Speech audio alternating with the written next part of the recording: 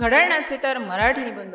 वेळ ही मानवी जीवनाची अविभाज्य घटक आहे, पण ही अमृत संकल्पना अमृत स्वरूपात समजण्यासाठी मानवाने घड्याळाचा शोध लावला. जर हे अद्भुत साधन कधीच अस्तित्वात नसते, मग आपले जीवन, समाज आणि प्रगती कशा प्रकारे ढासळली असती हा प्रश्न गोळवळला की एक विलक्षण गोंधळलेल्या जगाचे चित्र डोळ्यासमोर उभे राहते. कार्यालये, कारखाने, शाळा, कॉलेजेस यांची वेळापत्रके नष्ट झाली असती. सकाळी संध्याकाळी या स्पष्ट संज्ञांवर जगण्याची पाळी आली असती. नोकरीला उशिरा, शाळेची सुट्टी, गाड्यांचा येण्या जाण्याचे वेळापत्रक हे सर्व अनिश्चिततेच्या फेरीत गुंतले असते. मित्रांची भेट, विवाह समारंभ, सामाजिक कार्यक्रमांचे नियोजन अशक्य झाले असते. उद्या सूर्यास्ताशी भेटू अशा अस्पष्ट आश्वासनावर समाजाची गती अवलंबून राहिली असती. पेरणी, कापणी, बाजारांचे दिवस यासारखी नैसर्गिक ऋतूंवर अवलंबून असलेली क्रियाकलाप शक्य असती, पण आंतरराष्ट्रीय व्यापार, वाहतूक, पुरवठा शृंखला यांचा पाय कोसळला असता. भौतिकशास्त्र, गती, त्वरण,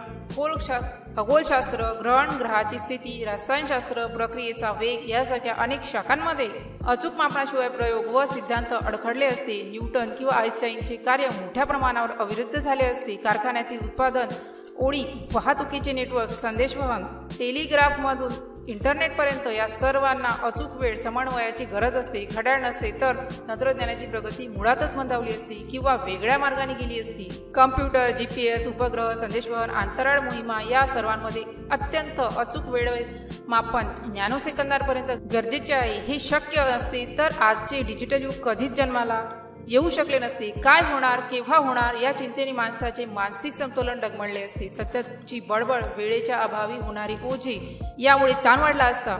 शिक्षण, करिअर, निवृत्ती योजना, बचत यासारखे भविष्याची नियोजने करणे कठीण झाले असते. माणूस फक्त आज जगण्यापुरता मर्यादित झाला असता. इतिहासांचे कालखंड, घटनांचा क्रम यांची नोंदणी व विश्लेषण करणे कठीण झाले असते. आपली सांस्कृतिक ओळख व वारसा अधुराहिला असता.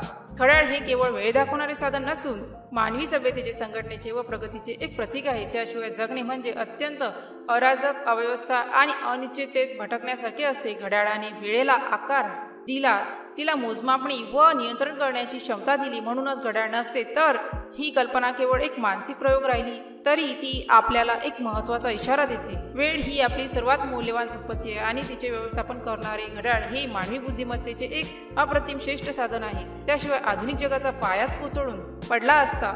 जर या पोस्टशी संबंधित काही गोंधळ असेल किंवा आपल्याला अशा कोणत्याही विषयाची माहिती हवी असेल तर कृपया खालील दिलेल्या कमेंट बॉक्सद्वारे आपले प्रश्न आम्हाला विचारू शकता. या पोस्टशी संबंधित आणखीन काही प्रश्न असतील आपण आम्हाला ते देखील सांगू शकता की आम्ही त्या समस्या नक्कीच सोडवू.